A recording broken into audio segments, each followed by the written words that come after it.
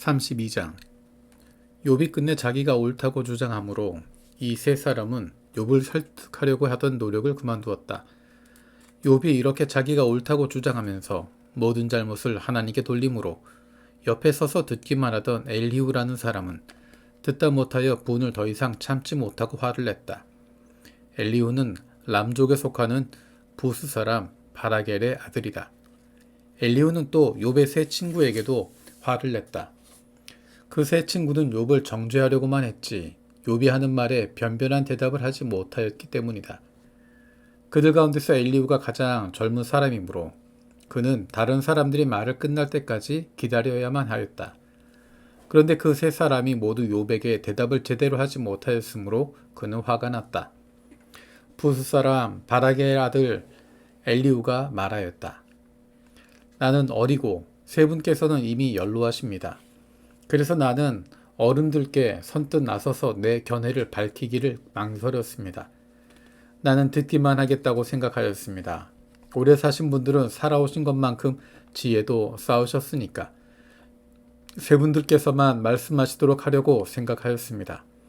그러나 깨닫고 보니 사람에게 슬기를 주는 것은 사람 안에 있는 영, 곧 전능하신 분의 입김이라는 것을 알았습니다.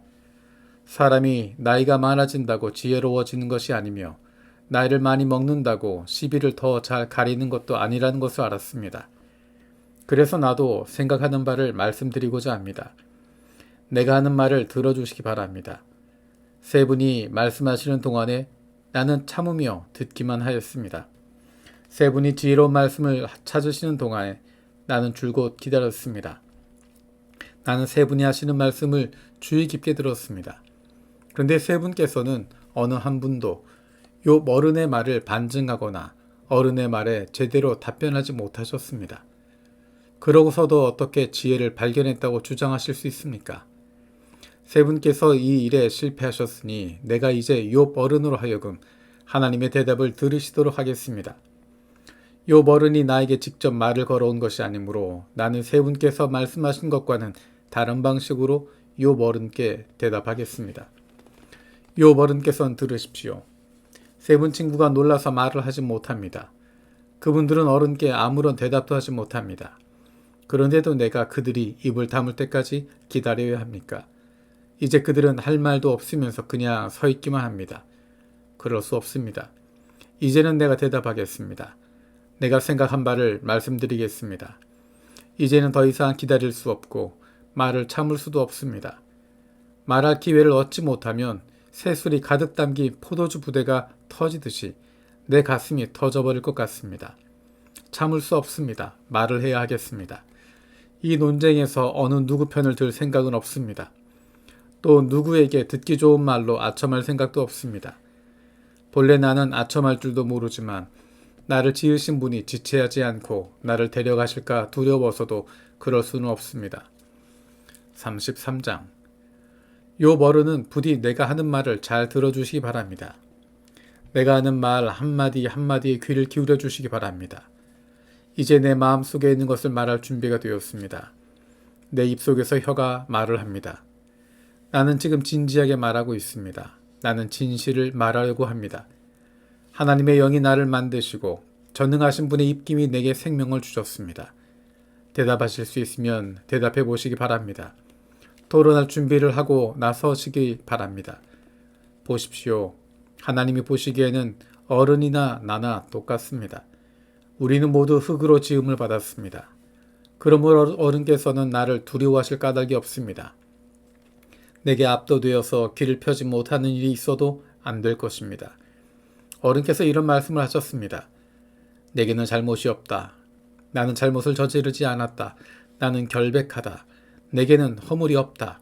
그런데도 하나님은 내게서 흠잡을 것을 찾으시고 나를 원수로 여기신다. 하나님이 내 발에 착고를 채우시고 내 일거수일투족을 다 감시하신다 하고 말씀하셨습니다. 그러나 내가 욥 어른께 감히 말합니다. 어른은 잘못하셨습니다. 하나님은 어떤 사람보다도 크십니다. 그런데 어찌하여 어른께서는 하나님께 불평을 하면서 대드시는 겁니까? 어른께서 하시는 모든 불평에 일일이 대답을 하지 않으신다고 해서 하나님께 원망을 할 수 있습니까? 사실은 하나님이 말씀을 하시고 또 하신다고 하더라도 사람이 그 말씀에 주의를 기울이지 못할 뿐입니다. 사람이 꿈을 꿀 때, 밤에 환상을 볼 때, 또는 깊은 잠에 빠질 때, 침실에서 잠을 잘 때, 바로 그때 하나님은 사람들의 귀를 여시고 말씀을 듣게 하십니다. 사람들은 거기에서 경고를 받고 두려워합니다. 하나님은 사람들이 죄를 짓지 않도록 하십니다. 교만하지 않도록 하십니다. 하나님은 사람의 생명을 파멸에 빠지지 않도록 지켜주시며 사람의 목숨을 사망에서 건져주십니다. 하나님은 사람에게 질병을 보내셔서 잘못을 고쳐주기도 하시고 사람의 육체를 고통스럽게 해서라도 잘못을 고쳐주기도 하십니다. 그렇게 되면 병든 사람은 입맛을 잃을 것입니다. 좋은 음식을 보고도 구역질만 할 것입니다.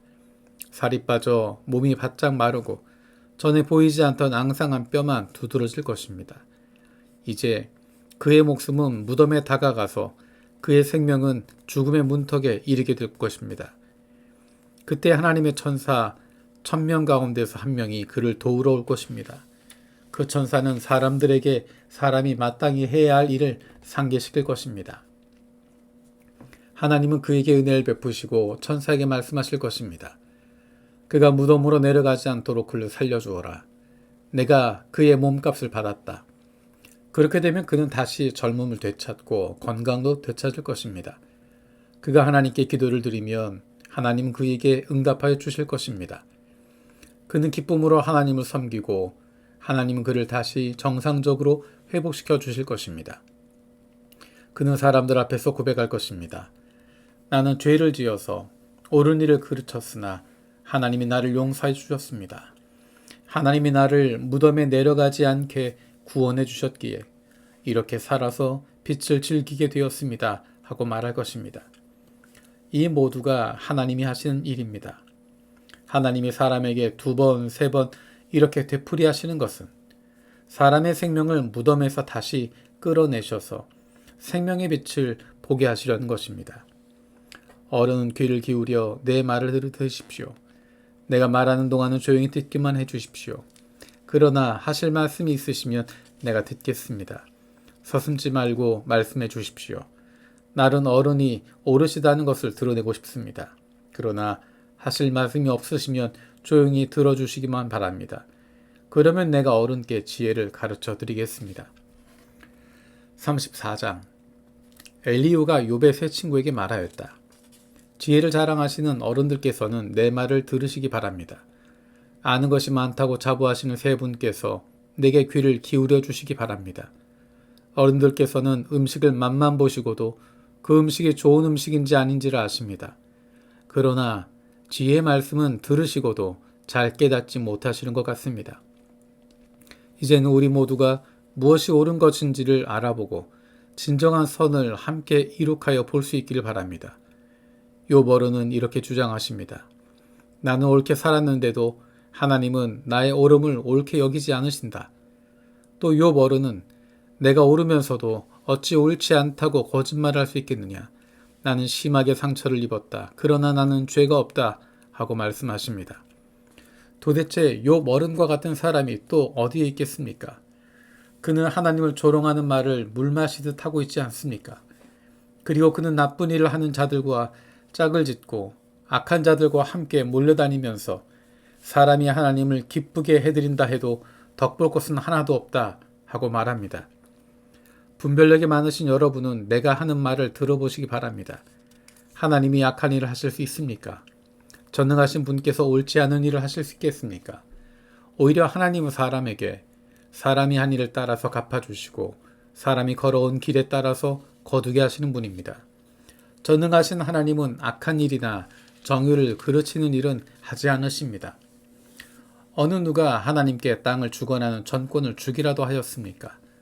어느 누가 하나님께 세상의 모든 것을 맡기기라도 하였습니까? 만일 하나님이 결심하시면 생명을 주는 영을 거두어 가시면 육체를 가진 모든 것은 일시에 죽어 모두 흙으로 돌아가고 맙니다. 욥 어른께서 슬기로운 분이시면 내가 하는 이 말을 깊이 생각해 보시기 바랍니다. 내가 하는 말을 귀담아 들으시기 바랍니다. 욥 어른은 아직도 의로우신 하나님을 비난하십니까? 하나님이 정의를 싫어하신다고 생각하십니까? 하나님만은 왕을 보시고서 너는 쓸모없는 인간이다 하실 수 있고 높은 사람을 보시고서도 너는 악하다 하실 수 있지 않습니까? 하나님은 통치자의 편을 들지도 않으시고 부자라고 하여 가난한 사람보다 더 우대해 주지도 않으십니다. 하나님이 손수 이 사람들을 지으셨기 때문입니다. 사람은 삽시간에 아니 한밤중이라도 죽습니다. 하나님이 사람을 치시면 사람은 죽습니다. 아무리 힘센 것이라고 하더라도 하나님은 그것을 간단히 죽이실 수 있습니다. 참으로 하나님의 눈은 사람의 일거수일투족을 살피시며 그의 발걸음을 낱낱이 지켜보고 계십니다. 악한 일을 하는 자들이 하나님을 피하여 숨을 곳은 없습니다. 흑암 속에도 숨을 곳이 없고 죽음의 그늘이 그리운 곳에도 숨을 곳은 없습니다. 사람이 언제 하나님 앞으로 심판을 받으러 가게 되는지 그 시간을 하나님은 특별히 정해주지 않으십니다. 하나님은 집권자를 바꾸실 때에도 이를 미리 조사하지 않으십니다. 하나님은 그들이 한 일을 너무나도 잘 아시기 때문입니다. 하나님이 그들을 하룻밤에 다 뒤엎으시니 그들이 일시에 쓰러집니다. 하나님은 사람들이 보는 곳에서 악인들을 처벌하십니다. 그들이 하나님을 따르던 길에서 벗어나고 하나님이 지시하시는 어느 길로도 가지 않기 때문입니다. 그래서 가난한 사람들의 하소연이 하나님께 다다르고 살기 어려운 사람들의 부르짖음이 그분께 들리는 것입니다. 그러나 하나님이 침묵하신다고 하여 누가 감히 하나님을 비난할 수 있겠습니까? 하나님이 숨으신다고 하여 누가 그분을 비판할 수 있겠습니까? 경건하지 못한 사람을 왕으로 삼아서 고집센 민족과 백성을 다스리게 하신들 누가 하나님께 항의할 수 있겠습니까? 욥 어른은 하나님께 죄를 고백하고서 다시는 죄를 짓지 않겠다고 약속하신 적이 있으십니까? 잘못이 무엇인지를 알려달라고 하나님께 요구하면서 다시는 악한 일을 저지르지 않겠다고 약속하신 적이 있으십니까? 어른은 하나님이 하시는 것을 반대하시면서도 어른께서 원하시는 것을 하나님이 해주실 것이라고 기대하십니까?